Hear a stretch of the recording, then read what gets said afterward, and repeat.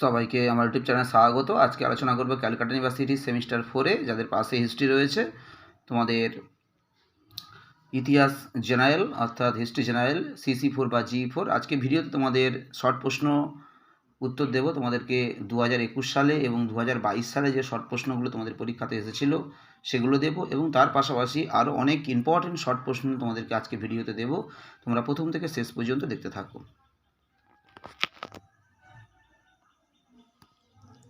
Semester 4-এ যারা পাশে history রেখেছো অর্থাৎ হিস্ট্রি জেনারেল CC4 বা G4, তোমাদের এই পেপার থেকে আজকে ভিডিওতে আমি 2021 এবং 2022 সালে যে প্রশ্নগুলো শর্ট প্রশ্ন এসেছিলো, তোমাদের যে 15টা করে শর্ট প্রশ্ন পরীক্ষাতে আসে তার উত্তর তো দেবই প্রথমে, এবং তার পাশাপাশি আরও অনেক ইম্পর্টেন্ট শর্ট প্রশ্নের উত্তর তোমাদেরকে দেব। সবার প্রথমে তোমাদেরকে দিচ্ছি 2021 সালে যে শর্ট প্রশ্নগুলো এসেছিলো। তোমরা ভালো করে এই উত্তরগুলো লিখে নাও, তোমাদের পরীক্ষার জন্য এগুলো খুবই কাজে লাগবে। যারা হিস্ট্রি এক্সাম দেবে তোমরা এই শর্ট প্রশ্নের উত্তরগুলো ভালো করে খাতায় লিখে নাও। এখানে তোমাদেরকে যে শর্ট প্রশ্নের উত্তরগুলো আমি লিখে দিয়েছি এগুলো ভালো করে প্র্যাকটিস করলে তোমরা এখান থেকেই অধিকাংশ শর্ট প্রশ্ন কমন পেয়ে যাবে। আমি বলবো না যে 15টাই শর্ট প্রশ্ন তোমরা কমন পাবে, তবে একথা বলতে পারি তোমাদেরকে যে তোমরা এই শর্ট প্রশ্নগুলো যদি প্রথম থেকে শেষ পর্যন্ত ভিডিওতে তোমাদেরকে যে শর্ট প্রশ্নগুলো আজকে আমি দিচ্ছি, তোমরা এইগুলো যদি ভালো করে প্র্যাকটিস করে যেতে পারো, তোমরা এখান থেকে 15টা শর্ট প্রশ্নের মধ্যে বেশিরভাগ শর্ট প্রশ্নই তোমরা কমন পেয়ে যাবে। তাই তোমরা অবশ্যই এগুলো ভালো করে আগে খাতায় লিখে নাও এবং খুব ভালো করে স্টাডি করো এই শর্ট প্রশ্নগুলোকে। তাহলে তোমাদের পরীক্ষায় শর্ট প্রশ্ন নিয়ে তোমাদেরকে আর কোনো চিন্তা করতে হবে না। আমি তোমাদেরকে যে শর্ট প্রশ্নগুলো দিচ্ছি সেগুলো অবশ্যই ভালো করে লিখে নাও। এবং 4 নম্বর সেমিস্টারে তোমাদের ইতিহাসে যে বড় প্রশ্নগুলো এবং টিকাগুলো ইম্পর্টেন্ট রয়েছে সেগুলো সাজেশন আমি দিয়েছি। যারা এখনও পর্যন্ত দেখোনি, চ্যানেলে প্লেলিস্ট রয়েছে, তোমরা প্লেলিস্টে সেমিস্টার 4 CC পেপার বলে লেখা রয়েছে, তোমরা ক্লিক করলেই ওখানে CC পেপারের সমস্ত বড় প্রশ্ন, বেশিরভাগ বড় প্রশ্নের এবং টিকার উত্তর তোমরা ওখানে পেয়ে যাবে। তোমরা ওগুলো লিখে নাও এবং এখনও পর্যন্ত সাজেশানে যে প্রশ্নগুলো দেওয়া হয়েছে সেগুলো উত্তর যেগুলো বাকি রয়েছে আপলোড করতে, সেগুলো অবশ্যই আপলোড করব। তোমরা এখানে একটা প্রশ্ন দেখবে, পরাধীন ভারতের শেষ গভর্নর জেনারেল কে ছিল? Lord Mountbatten. এবং সেই লর্ড মাউন্টব্যাটেনই ভারত যখন স্বাধীন হয়, স্বাধীন ভারতের প্রথম আবার গভর্নর জেনারেল হয়েছিল। এবং শেষ গভর্নর জেনারেল ছিলেন চক্রবর্তী রাজগোপালাচারী। যখন চক্রবর্তী রাজগোপালাচারী ভারতের গভর্নর জেনারেল ছিলেন, তখন এই গভর্নর জেনারেল পদটা চক্রবর্তী রাজগোপালাচারীর পরে আর গভর্নর জেনারেল কেউ ছিল না, এই পদটাকে তুলে দেওয়া হয়েছে।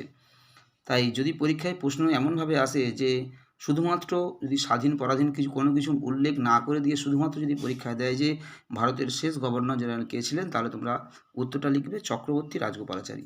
আর যদি উল্লেখ করে দেয় যে পরাধীন ভারতের শেষ গভর্নর জেনারেল কে ছিলেন, সেক্ষেত্রে তোমরা লর্ড মাউন্টব্যাটেন লিখবে।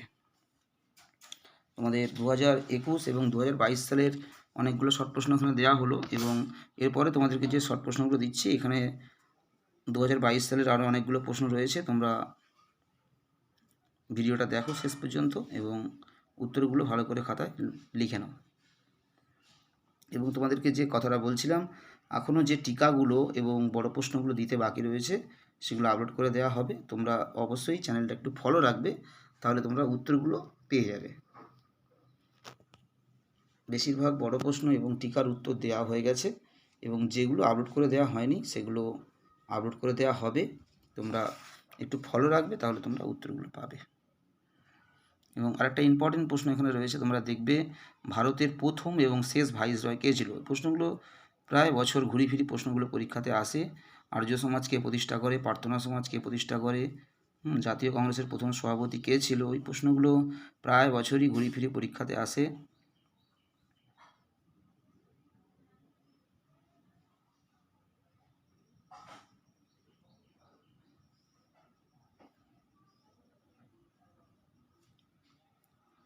সংবিধানের খসড়া কমিটির সভাপতিকে? প্রশ্নটা সম্ভবত 23-এ এসে গেছে। এখানে এমন অনেক প্রশ্ন রয়েছে যেগুলো 23-এও এসেছে, তাই তোমরা যদি পুরো উত্তরটা লিখতে পারো এখান থেকে এমন অনেক প্রশ্ন পাবে যেগুলো 23 সালেও এসে গেছে।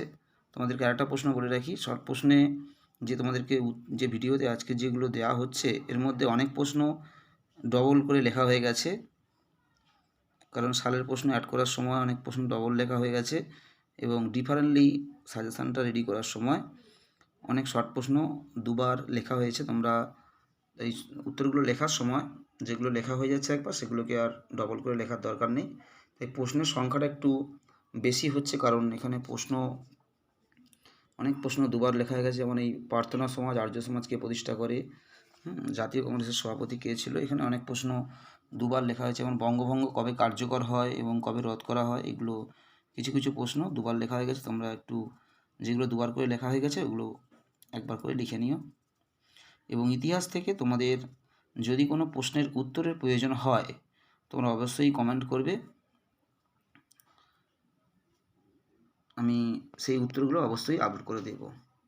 এবং শুধুমাত্র তোমাদের ইতিহাস নয়, ইতিহাস ছাড়া তোমাদের আরও যে পেপারগুলো রয়েছে বাংলা এবং এডুকেশান, এগুলোর ইতিমধ্যে অনেক প্রশ্নের উত্তর আপলোড করা হয়ে গেছে এবং অনেকে কমেন্ট করেছো আরও উত্তর করে দেওয়ার জন্য। তোমরা অবশ্যই চ্যানেলটা একটু ফলো রাখবে, তাহলে তোমরা অবশ্যই উত্তর পাবে।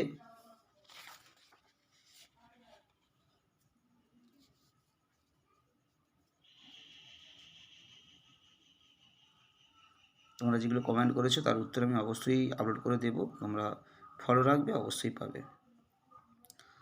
তোমাদের এখানে অনেক প্রশ্ন রয়েছে, প্রশ্নের সংখ্যাটা একটু বেশি মনে হচ্ছে, কিন্তু অনেক প্রশ্নই দুবার করে লেখা হয়ে গেছে। তাই একটু তোমরা কষ্ট করে একটু ভিডিওটা শেষ পর্যন্ত দেখো এবং উত্তরগুলো লিখে নাও।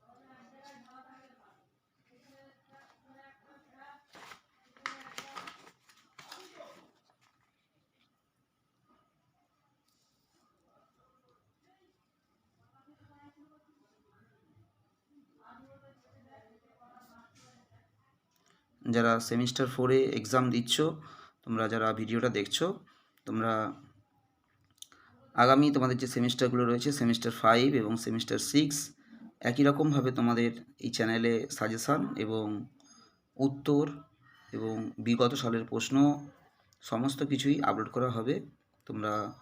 তোমাদের কাছে অনুরোধ রইল, তোমরা অবশ্যই একটু চ্যানেলটা ফলো রেখো, তাহলে তোমরা উপকৃত হবে আশা করি।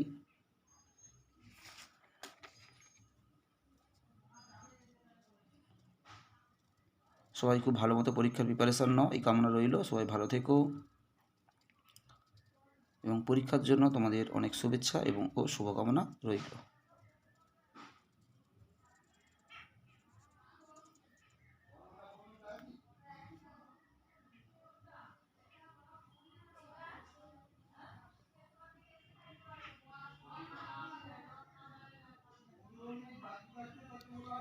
সবাইকে নমস্কার।